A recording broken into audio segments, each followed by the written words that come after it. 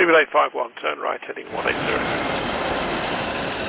14 Papa, turn right 245, report localizer established 27. The 757 Plus, something that I have not covered here on the channel, but something people were very keen on hearing more about. So with that being said, let's get into what the 757 Plus is, talk surrounding it, and a lot more. To begin with, it's very important to note the 757 Plus is not actually flying, nor has it even been released for customers to order. At the moment, it is merely an aircraft option that is being studied by Boeing for the middle of the market sector. If released ever, it would compete with Airbus's new and highly successful A321XLR. So where did all this talk originate? Technically with Flight Global all the way back in October of 2019 for another aircraft that led on to this one. Flight Global were the first ones to report talk that General Electric were in discussions with Boeing over a 767 with new engines, dubbed to be the 767X. However, new wings were also discussed as a potential option according to the same sources who noted that the pair were indeed talking. The 767 passenger variant has been absent from the Boeing production line for some time now, and with airlines retiring the type, talk has moved quickly to an adequate replacement. Hence the 767X, and in addition the 797 are being thrown around. However, the 757 Plus has also featured heavily recently. An aircraft that would seat roughly around the same 220 to 270 people, depending on the configuration and if multiple variants were released. Very similar to the already existing original 757, of course what we'd think it'd be based off.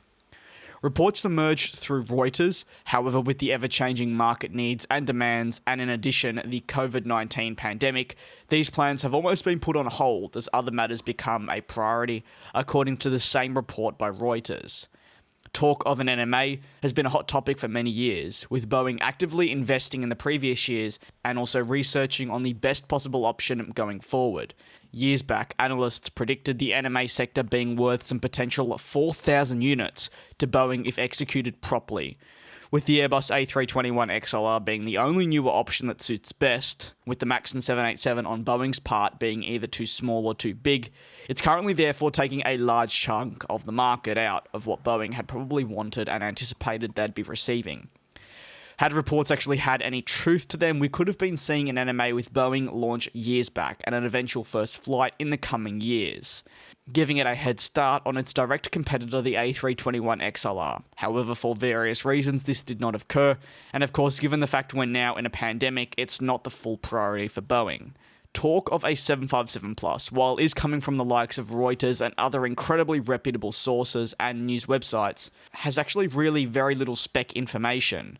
What can be touched on though is the public reaction, something I'm really interested in providing to you to give you kind of an idea of where people stand on the idea. When I say public though, I actually mean people interested in aviation on specific aviation forums.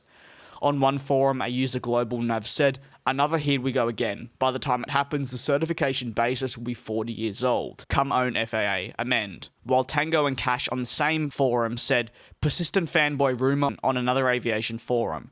The 757 production line is dead. The tooling has been scrapped and it's going to stay that way. Amazing airplane for its day, but that day is passing.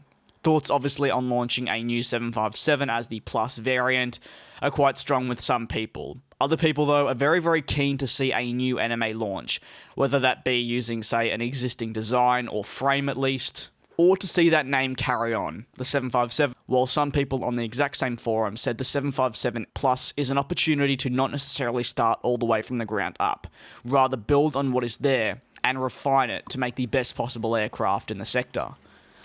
Ultimately though, for now, we know full focus is on various other matters. While research and of course money may still be going into the program, this pandemic has changed a lot. What's to be noted is an NMA still has a place in the ever-changing industry despite this said pandemic we're all going through. It's a smaller aircraft than the likes of the 777X and 787, it really slots into that middle of the market sector. It therefore does not carry too many passengers, does not fly for too long or too short, it's perfectly placed in the middle, and could still be an efficient aircraft for airlines in the next decade. What are your thoughts on the 757 Plus? Let me know down below. I do hope you enjoyed this video that was highly requested based off a previous live stream, and I will see you all next time.